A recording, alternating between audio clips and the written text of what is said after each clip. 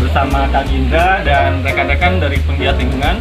Ada dari orang Bandung Barat, dan ada dari teman-teman OI, ada dari apa sih namanya?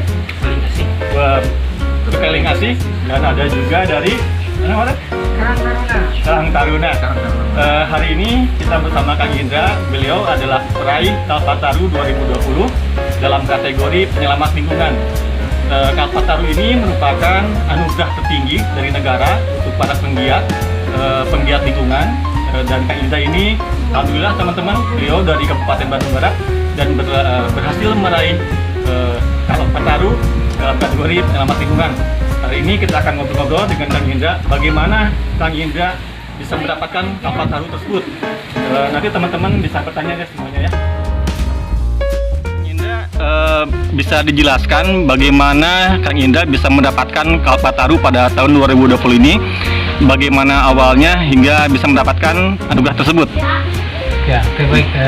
Anugerah Kalpataru 2020 itu diberikan kepada Bening Saguling Foundation, ya. Nanti lembaga yang konsen. Kita sih mulai 2009 melestarikan Sungai Citarum. Nah, kenapa kita mendapatkan anugerah Kalpataru itu? Saya sendiri mungkin tidak tahu ya, karena itu penilaian dari tim KLHK, Kementerian Lingkungan Hidup Republik Indonesia, yang tentunya ada yang mengusulkan. Jadi tidak serta-merta kita dapat seperti itu, enggak, tapi ada yang mengusulkan. Nah, siapa yang mengusulkannya? Yang mengusulkannya adalah Dinas Lingkungan Hidup Kabupaten Bandung Barat serta Dinas Lingkungan Hidup Provinsi Jawa Barat. Jadi mereka yang mengusulkan ke Kementerian Lingkungan Hidup Republik Indonesia untuk mendapatkan Kalpataru. Nah, ada sebenarnya kalau saya lihat banyak sekali sih kompetitornya ya di Indonesia, termasuk juga di Jawa Barat. Nah, kebetulan kami di Jawa Barat itu yang lolos, yang masuk itu cuma Bening Saguling Foundation dalam kategori penyelamat lingkungan. Nah, teknik penilaiannya bagaimana saya sendiri juga kurang tahu, tapi kami di Bening Saguling Foundation itu kita mempunyai garapan di 4 itu ya kan. Pertama basicnya adalah lingkungan, kedua di pemberdayaan, ketiga di pendidikan, nah keempat di sustainable-nya, di penguatan keberlanjutannya. Nah, itu barangkali yang kami lakukan di Bening Saguling Foundation ini atau kegiatan yang Indra ini dimulai kira-kira dari tahun berapa tuh? Jadi kalau dilembagakan itu dimulai tahun 2009. Awalnya bikin yang namanya koperasi Bangga Bersama, koperasi Pemilu. Jadi waktu 2009 kita fokus di pengambilan sampah Citarum beserta pengelolaan desa Gunung. Selama kelamaan berkembang, 2014 kita bikin yayasan, namanya Bening Saguling Foundation. Nah, kalau yayasan tidak melulu dikaitkan dengan ekonomi, tapi semakin luas ya. Jadi di 2009 punya koperasi, 2015 punya yayasan. Yayasan itu gerapannya jadi luas. Kita punya di pendidikannya punya taman bacaan masyarakat, terus juga punya sekolah alam untuk TK dan untuk SMP. Sehingga pelayanan kita tidak hanya masalah lingkungan, tapi juga kepada pemberdayaannya juga. Karena kalau menurut saya pelestarian lingkungan itu harus membasis. Nah, bisa membasis kalau pemberdayaannya juga jalan. Tadi kalau didengar itu salah satu ininya adalah pengolahan eceng gondok ya. Bagaimana proses pengolahan eceng gondok ini dan apa efeknya buat lingkungan serta masyarakat di sekitarnya? Jadi kalau pengolahan eceng gondok, kita tuh konsepnya kan lebih sistemnya adalah zero waste ya. Jadi semua elemen dari eceng gondok itu termanfaatkan. Akarnya jadi media tanam, nanti teman-teman bisa lihat bagaimana kita menanam kangkung, menanam sayuran, kita menggunakan tanah, bahkan padi juga kita menanam padi tidak menggunakan tanah, cukup dengan menggunakan akar eceng gondok. Akarnya. Kedua batangnya kita bikin macam-macam kerajinan, bisa ini nampan, bisa tas seperti ini dan sebagainya. Nah, sisa-sisa produksinya, karena kalau kita bikin kerajinan ini nanti ada sisa-sisa potongannya ya, eceng gondok itu tidak kita buang, tapi kita bikin menjadi asap cair. Mesinnya di belakang, asap cair dan briket, sehingga semua dari eceng gondok itu semuanya termanfaatkan. Akarnya, batangnya dan sisa-sisanya, itu konsepnya zero waste. Nah, pengolahannya bagaimana caranya? Yang pertama, eceng gondok yang kita ambil di Sungai Citarum itu kita keringkan selama 1 minggu. Setelah 1 minggu setelah kering baru kita bikin aneka kerajinan ini. Bisa bikin tas, bisa bikin nampan dan sebagainya. Kalau nggak salah ini diambilnya oleh para nelayan atau masyarakat setempat ya?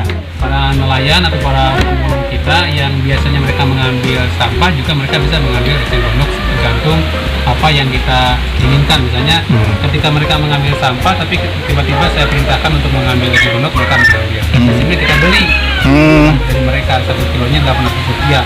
Apa? 800 rupiah. Oh, 800 rupiah. Basah ya. Per kilo ya? Itu walaupun apa si perahunya milik kita, tapi tetap kita beli. Kenapa? Karena tadi ada pemberdayaan. Itu setelah kering kita dikasihkan ke rumah-rumah kan. Seperti ini nih, pesanan dari Bandung 1 minggu ini masing-masing yang jenis-jenis ini 1 minggu harus beres 30 rumah-rumah. Nah, kita produksinya di rumah itu satu ini 20.000. Kalau ini produksinya. Jadi kalau misalnya 1 orang dia bisa bikin minimal 3 aja udah 60.000 berarti. Oh iya. Dari kita jual ke konsumen ya sekitar 30.000. Jadi benar apa efek pemberdayaannya juga ada ya. Dan selain itu tadi kan diambil dengan di harga per kilo tadi 800 ya. Itu kira-kira 1 bulan berapa ton sampah eceng gondok yang bisa di bulan itu kita 4 sampai 5 ton. 4 sampai 5 ton eceng gondok yang bisa diangkut dari Citarum. Oh iya, luar biasa ya. Misalnya tadi dengar tuh ada tentang pendidikan ya. Ini yang sekarang ada di Bening Saguling Foundation ini pendidikannya yang sudah dibangun tuh apa saja Kang Indra? Jadi kita punya namanya sekolah alam TK, dinas inspiratif dan SMP. Nah untuk TK siswanya sekarang ada 22 yang kita batasi dan itu berbayarnya dengan sampah. Apa yang membedakan antara TK dan kita dengan yang lain? TK kita itu pertama dibayar dengan sampah, yang kedua bagi orang tuanya pemulung itu gratis. Yang ketiga TK itu kalau tiap hari Kamis dia harus bawa sampah deh. Jadi dari mulai TK kita ajarkan bagaimana dia memilah sampah. Dan itu harus dengan orang tuanya. Jadi orang tua sama siswanya bawa sampah, terus disortir, dipilah dengan warna dan jenisnya. Nah, selain itu juga tiap hari dia harus menyiram sayuran sambil menghafal Al-Quran. Sambil dia menyiram sayuran, misalnya ini ada polybag, udah tumbuh sayuran, mulai bijinya misalnya kayak sayuran kangkung misalnya, mulai biji, terus disiram tiap hari sambil menghafal Al-Quran. Nah setelah tumbuh, setelah nanti sudah besar, sudah panen, mereka panen sendiri oleh anak-anak itu dan dijual ke orang tuanya. Jadi kita mengajarkan sama anak-anak sejak dini adalah produktif, bukan konsumtif. Jadi biasanya kan kalau orang tua, nih anak buat jajan. Nah tapi kita ajarkan bagaimana mereka belajar produktif. Itu dari TK. Kalau SMP beda lagi. Kalau SMP dia bukan saja membawa sampah dari rumah, tapi dia harus punya tabungan sampah dan dia juga harus bisa memilah. Bahkan kalau SMP harus bisa membuat recycle, dari kertas, bikin kertas lagi, recycle kertas, atau misalnya dari aqua botol misalnya yang kemasan botol dia bisa bikin water treatment gitu. Dan kalau SMP saya programkan 1 minggu 1 week 1 product. 1 minggu dia harus punya 1 produk per orang. Produknya misalnya entah itu eceng gondok, entah itu dari plastik, tapi itu 1 minggu dia harus punya produk dan harus dijual ke yayasan. Kita sehingga jajan mereka itu dari hasil produksi mereka. Kita ajarkan produktif. Nah anak-anak itu kebanyakan yang belajar di sini adalah anak-anak pemulung. Kenapa anak pemulung? Tadi kami ingin bahwa kalau hari ini orang tuanya pemulung, maka ke depan 5-10 tahun ke depan maka anak-anak pemulung itu yang akan jadi sarjana. Kalau dulu ada kisah saya sarjana jadi pemulung, nah nanti akan ada kisah anak-anak pemulung yang jadi sarjana. Yang kita kawal. Karena kalau menurut saya yang namanya kelas sarjana itu harus berbanding lurus dengan pendidikan. Terutama ini pendidikan. Yang ini mungkin ke depan akan menjadi kader-kader nanti yang akan melanjutkan perjuangan kita. Ada TK, SD sama SMP ya? SD nggak ada. Oh SD nggak ada, TK sama SMP. Itu jumlah siswanya sekarang berapa? Kalau TK 22, kalau SMP 15. Ya. Terus tadi kalau didengar tuh Kang Indra itu sarjana ya? Itu basicnya sarjana apa Kang Indra? Saya dulu dari Unpad sarjana matematika. Matematika. Berarti terjun ke lingkungan ya? Itu gimana kisah awalnya Kang Indra dari matematika bisa tertarik ke masalah lingkungan? Ya tadi karena memang saya lahir di sini, saya tahu persis bagaimana kondisi Citarum ketika saya masih kecil. Saya di Citarum waktu itu main di antara batuan Citarum, terus berenang, ngambil ikan. Lalu setelah saya beres kuliah, Citarum berubah menjadi genangan waduk, dan di situ banyak sampah, banyak eceng gondok. Selain lingkungannya rusak, ada juga masyarakatnya. Banyak teman-teman saya yang dulunya kaya raya karena punya lahan di sebelum tergenang ya. Nah, tapi setelah tergenang dengan waduk, mereka tidak punya lahan. Dan yang ironisnya, ada teman saya yang dia orang dulu kaya dan tanahnya dijual ke pemerintahan untuk menerangi Indonesia, tapi sampai sekarang dia tidak mampu menerangi dirinya sendiri. Ini ironi ya. Itu yang membuat saya tergerak. Bahwa saya merasa bahwa saya lahir di sini, saya disekolahkan di sekolah negeri, saya dibiayai oleh negara, oleh masyarakat, oleh SD negeri, SMP negeri, SMA negeri, kuliah pun saya di perguruan tinggi negeri. Nah, setelah saya beres kuliah, saya berpikir saya harus mengembalikan dong uang yang masyarakat berikan kepada saya untuk mendidik saya mulai SD sampai ke perguruan tinggi. Bagaimana bentuknya? Dari situ saya berpikir saya tidak mau kerja, tapi saya berpikir bagaimana saya menciptakan lapangan kerja untuk masyarakat, melayani lagi kepada masyarakat, sehingga investasi yang diberikan oleh masyarakat untuk menyekolahkan saya, maka saya kembalikan lagi dalam bentuk karya-karya kepada masyarakat, entah itu melalui pemberdayaan ekonomi, melalui pemberdayaan melalui orang sampah plastik, melalui sekolah dan sebagainya. Itulah sebuah bentuk tanggung jawab saya kepada masyarakat yang sudah menyekolahkan saya. Luar biasa ya teman-teman semua. Terus kebetulan hari ini kita juga di kesempatan hari ini dihadiri oleh teman-teman yang lain dari penggiat lingkungan. Seperti Kang Waten, gimana Kang Waten? Ada yang ditanyakan untuk kepada Kang Indra? Mohon izin ya Indra untuk bertanya. Sangat luar biasa, suatu kebanggaan bagi saya bisa langsung bertemu dengan Kang Indra, seseorang yang mungkin jadi pionir, jadi motivator juga untuk penggiat-penggiat lingkungan yang lain. Apa saran dari Kang Indra, motivasi apa yang diberikan Kang Indra supaya bagi kita yang mungkin penggiat-penggiat yang masih pemula untuk selalu konsisten di bidangnya? Mungkin pertanyaan seperti itu. Pertama, kalau saya sarankan niatkan segala sesuatu itu karena Allah.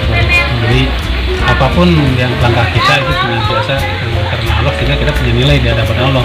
Kalau di hadapan manusia mah itu mah urusan manusia lah. Yang paling penting bahwa apa yang kita lakukan itu punya nilai di hadapan Allah. Terus yang kedua adalah konsisten. Yang ketiga adalah mulai melangkah. Karena pertolongan Allah itulah hadir ketika kita sedang melangkah. Jangan hiraukan tantangan, rintangan atau ocehan dari manapun gitu. Yang paling penting kita konsisten, kita niatkan karena Allah, kita berbuat sesuatu karena Allah.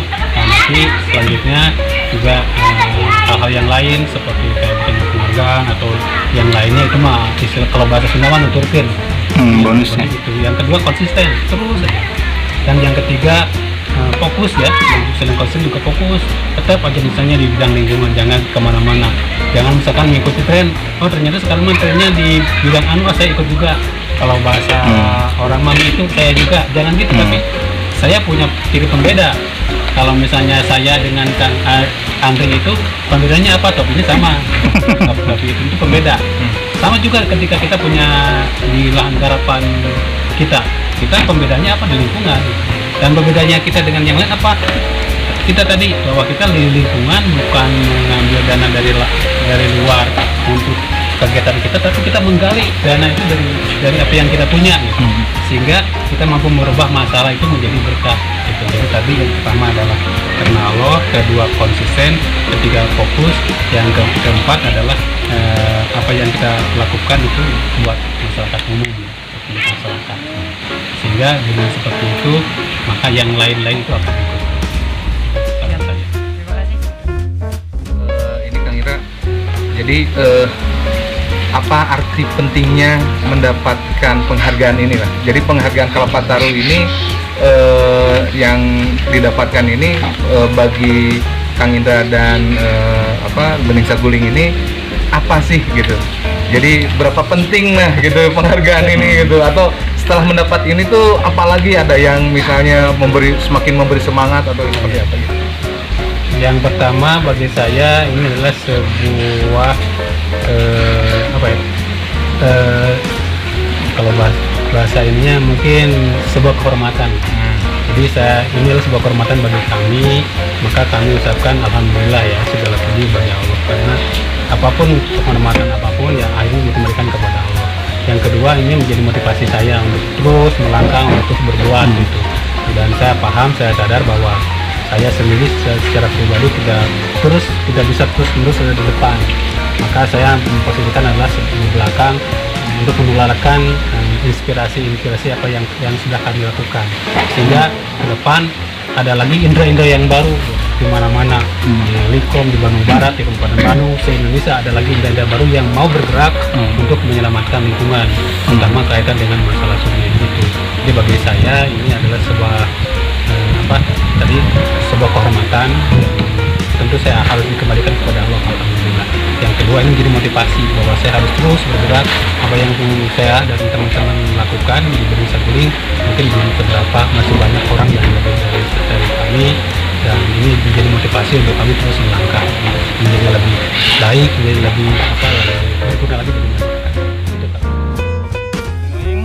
Gimana dari teman-teman OI Bandung Balap? Bandung apa? Bandung Lautan Api atau OI Balap ya. Kira-kira apa yang mau ditanyakan ke Kang Indra? Kalau saya ingin nanyain gini, tanggapan apa yang pertama datang dari masyarakat, dari pemerintahan kepada Kang Indra waktu pertama kali memperhatikan lingkungan, khususnya di Saguling, dari mulai negatif dan masuk positifnya gitu kan? Tanggapan gitu. Apa mungkin misalkan dianggap itu mau waduh atau gimana lah gitu? Orang gila gitu ya. Buat orang-orang yang pertama kali mau berbuat, pasti tanggapan hal itu yang paling ditakutkan gitu. Apalagi buat saya gitu. Bisa tanggapan negatif, tanggapan positif nggak? Kalau tanggapan positif mah alhamdulillah gitu. Tapi tanggapan negatif itulah yang paling dikasih takuti lah. Akhirnya nggak bisa atau nggak mau bertindak gitu, nggak mau berbuat gitu. Ya tentu ya, tanggapan negatif, tanggapan positif banyak ya. Begitu kita melangkah misalnya untuk bareng-bareng bersama pemulung mengambil sampah, tanggapan awalnya mereka pesimis ya, kalau yang kita lakukan berhasil ataupun tidak. Nah, dengan Cengonop juga sama, mereka juga menganggapnya buat apa seperti itu. Tapi tadi kalau kita melangkah karena Allah, kita tidak akan lagi peduli dengan tanggapan positif dan negatif. Jadi ketika orang misalkan memuji, juga kita biasa-biasa aja. Ketika orang juga mencaci juga biasa-biasa aja, karena kita bukan karena ingin dipuji dan karena tidak takut dicaci dan dimaki oleh orang, tapi kita senantiasa bakal melangkah itu karena Allah. Bahwa saya melangkah ini supaya saya bermanfaat bagi orang lain. Kata Rasulullah, khairun nas anfa'uhum linnas. Sebaik-baiknya manusia adalah manusia yang bermanfaat bagi orang lain. Nah, tadi kita tanya, apa sih manfaat kita bagi orang? Sudah manfaat sebesar apa sih manfaat kita bagi orang lain? Sehingga begitu kita nanti bertemu dengan Allah itu ada kebanggaan gitu. Bahwa saya sudah melakukan ini gitu, buat masyarakat itu yang harus kita perhatikan. Sehingga kalau menurut saya yang paling penting adalah kita melangkah karena Allah saja. Nah, nanti kalau kita karena Allah, ya nanti Allah juga yang akan mengatur. Dan jangan pedulikan kalau menurut saya tanggapan positif atau tanggapan negatif. Ketika orang tanggapannya positif, kita senantiasa ucapkan alhamdulillah. Ketika tanggapannya negatif, itu introspeksi dulu bagi kita. Ada yang kurang bagi kita, dan kita tuh menjadi perbaikan. Karena orang besar itu bukan karena pujian, tapi justru orang besar karena memang caci makian dan karena hinaan. Justru orang bisa jatuh karena pujian. Hati-hatilah dengan pujian. Dari pengalaman yang paling buruk misalnya buat Kak Indra, khususnya di wilayah Kudus aja lah di sini, yang paling buruk tanggapan apa yang pernah datang? Yang tanggapan yang paling buruk ya dari keluarga terutama ya. Setelah saya ngurus sampah gitu, keluarga juga kadang-kadang malu ya. Ibu saya malu, istri saya malu awalnya gitu. Tapi tadi I have a dream, saya punya tujuan, saya punya visi gitu. Nanti akan seperti ini, nanti akan seperti ini. Yang kadang-kadang nanti akan seperti ini, ibu sama istri belum tentu percaya. Tapi lama-kelamaan begitu itu terwujud baru dia percaya. Nah makanya kalau saya sih sama masyarakat, sama lingkungan, saya lebih banyak bukan dengan kata-kata, tapi dengan berbuat. Saya tidak terlalu banyak berkata-kata, saya lebih banyak berbuat. Kadang-kadang mungkin awalnya masyarakat tidak paham, apa bikin ini buat apa? Karena kalau misalnya kita berpikir hitungan secara ekonomi, mungkin lebih enak ini dibikin tempat kosan mungkin. Benar-benar. Bisa misalkan kita punya 100 kosan lah, 1 bulan berapa? Tapi tidak ke sana. Karena kita punya tadi mimpi. Saya ingin melestarikan, saya ingin memberdayakan, saya ingin punya ruang publik, saya ingin masyarakat dengan adanya ini merasa mungkin kamu dari perwakilan dari PPLING ARSI Kabupaten Bandung Barat ya? Jawa Barat, wah ngeri ini kan Jawa Barat. Gimana Sen, berhubungan PPLING ARSI juga berhubungan dengan lingkungan ya? Apa yang akan ditanyakan ke Kang Indra mengenai Kelapa Taru atau yang hal lainnya? Ya mungkin Kang Indra, saya mau bertanya perihal pemberdayaan. Kan istilahnya di pemberdayaan tuh banyak, istilahnya untuk dari awal sampai berhasil sampai sekarang tuh banyak rintangan ya. Terus apa yang membuat Kang Indra tuh apa sih bangkit kembali di saat lagi istilahnya di saat di perjalanan kan ada apa sih yang namanya kayak down terus naik turun lah kayak gitu. Terus apa yang buat Kang Indra tuh istilahnya dari down bisa bangkit lagi tuh? Jadi kalau dalam masa pemberdayaan saya memegang begini, ketika misalnya sebuah proyek ini, pemberdayaan ini sukses, maka sayalah orang yang terakhir yang menikmati kesusahan. Tapi ketika misalnya sebuah proyek ini pemberdayaan ini gagal, maka sayalah orang yang pertama yang bertanggung jawab kegagalan. Jadi ketika saya gagal, saya tidak pernah menyalahkan anak buah saya. Saya misalkan ketika ada perahu misalnya hilang atau perahu rusak, saya tidak pernah menyalahkan itu salah kamu enggak. Ketika misalnya apapun ketika yang kami lakukan di Benisa Belir gagal, itulah saya yang bertanggung jawab pertama. Tapi ketika itu adalah sukses, maka itu kesuksesan harus saya orang yang terakhir yang menikmati kesuksesan itu. Jadi biarkanlah masyarakat dulu yang menikmati kesuksesan itu. Itulah yang mungkin yang diajarkan oleh para sahabat, oleh umat seperti itu. Jadi di dalam kepemimpinan, dalam sebuah leader, maka seorang leader itu harus bertanggung jawab ketika itu gagal. Dan ketika sukses, maka seorang leader itu yang orang yang terakhir yang menikmati kesuksesan itu. Nah, maka saya memposisikan dalam hidup saya adalah ibaratnya seperti air di dalam samudra. Ini adalah kapal dalam air dalam samudra itu tidak bisa berbuat apa-apa. Itulah saya. Tapi minimal air itu bisa menciptakan ombak. Dengan ombak itu mampu mendorong kapal ini yang asalnya dari pulau A ke pulau B. Setelah kapal sampai di pulau B dan dia sukses, maka saya tetaplah menjadi setitik air di samudra itu, tidak begitu. Itulah prinsip hidup yang saya lakukan. Aku banget ini mah kayaknya nih. Terus untuk di lingkungan ya Kang, paling di lingkungan itu hal yang paling terberat di antara hampir semua aktivis ya, lebih ke edukasi. Untuk mengedukasi masyarakatnya nih, dari Kang Indra sendiri gimana sih agar masyarakat itu paham gitu? Yang misalnya teman-teman lakukan kan banyak kan edukasi tapi udah masuk istilahnya masuk telinga kanan keluar telinga kiri. Yang itu gimana sih ya biar agar masyarakat itu sadar gitu? Kalau saya tadi bahwa saya edukasi tidak kepada kata-kata, tapi kepada langkah. Jadi saya punya prinsip masyarakat tidak akan mengikuti apa yang kita katakan, tapi masyarakat akan mengikuti apa yang kita kerjakan. Jadi karya dulu. Contoh misalnya saya bikin kerajinan, saya tidak pernah sama masyarakat datang ke rumah masyarakat untuk mengajarkan ini. Tapi saya bikin ini. Setelah bikin ini terus dijual, masyarakat tahu kok ternyata dengan itu bisa dibikin ini lah. Pak, kalau saya belajar boleh nggak? Silakan. Terus ajak mereka belajar di sini dan kita belajar. Jadi istilahnya kemauan dari masyarakat sendiri yang datang ke kita. Jadi kita bikin contoh dulu, bikin contoh dulu, lalu setelah dari contoh mereka ambil dulu. Contoh misalnya dari sampah juga, saya tidak pernah mengajak masyarakat misalkan, yo siapa yang mau perahu nih, saya punya perahu, yo enggak.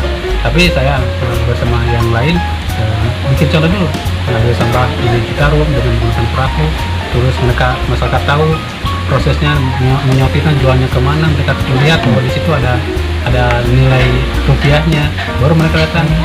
Saya juga pengen jadi pemulung ngambil sampah di Citarum, tapi saya nggak punya perahu. Oke, kalau nggak punya perahu, ini perahu silakan. Jadi saya tidak pernah memberikan ceramah sama masyarakat untuk mengikuti apa yang saya lakukan, tapi saya memberikan contoh. Jadi itu banyak masyarakat yang mau mendapatkan. Sebagai closing statement mungkin ya, apa yang Kang Indra sampaikan untuk masyarakat maupun pemerintah gitu ya, untuk hal lingkungan ini, terutama di KBB gitu Kang Indra. Ya, bahwa lingkungan itu adalah tanggung jawab kita bersama ya, masyarakat dan pemerintah. Maka kolaborasi antara masyarakat dan pemerintah itu penting. Kolaborasi dalam bentuk program, kolaborasi dalam bentuk langkah, kolaborasi dalam bentuk pemikiran. Masyarakat sebenarnya sudah melangkah, tapi langkah masyarakat itu perlu ditopang dengan kebijakan-kebijakan dari pemerintah. Masyarakat punya kebiasaan, pemerintah punya kebijakan. Kebiasaan masyarakat itu harus dipadupadankan dengan kebijakan dari pemerintah. Dengan sebagian insya Allah lingkungan di Bandung Barat, lingkungan di Indonesia bisa lebih lestari kalau ada kerjasama antara pemerintah dan masyarakat. Dan apa yang kami lakukan di Desa Budin Foundation dan sekarang dapat anugerah Kalpataru, mudah-mudahan ini menjadi inspirasi dan mudah-mudahan menjadi motivasi bagi kita semua untuk membenahi lingkungan, khususnya di Bandung Barat, di Citarum, di Bandung Barat. Kita bersama-sama untuk melestarikan lingkungan Citarum. Untuk melestarikan lingkungan, salah satunya adalah juga harus mengolah sampahnya ya. Nah, dengan adanya komunitas komunitas lintas komunitas, ini adalah sebuah komunitas yang memang peduli terhadap lingkungan. Ini yang harus dimulai dari komunitas lingkungan. Lintas komunitas ini menjadi pionir baru untuk menjadi inspirasi juga bagi para penggiat-penggiat lingkungan di Bandung Barat, supaya yuk bersama-sama untuk melestarikan lingkungan, terutama ya terkait dengan sampah. Hal itu mungkin demikian wargi-wargi sedayana, bincang-bincang kita dengan Kang Indra beserta para penggiat lingkungan yang ada di Kabupaten Bandung Barat. Mudah-mudahan bincang-bincang kita hari ini bermanfaat untuk teman-teman semua, untuk lingkungan Kabupaten Bandung Barat pada khususnya dan Indonesia pada umumnya. Hatur nuhun sedayana.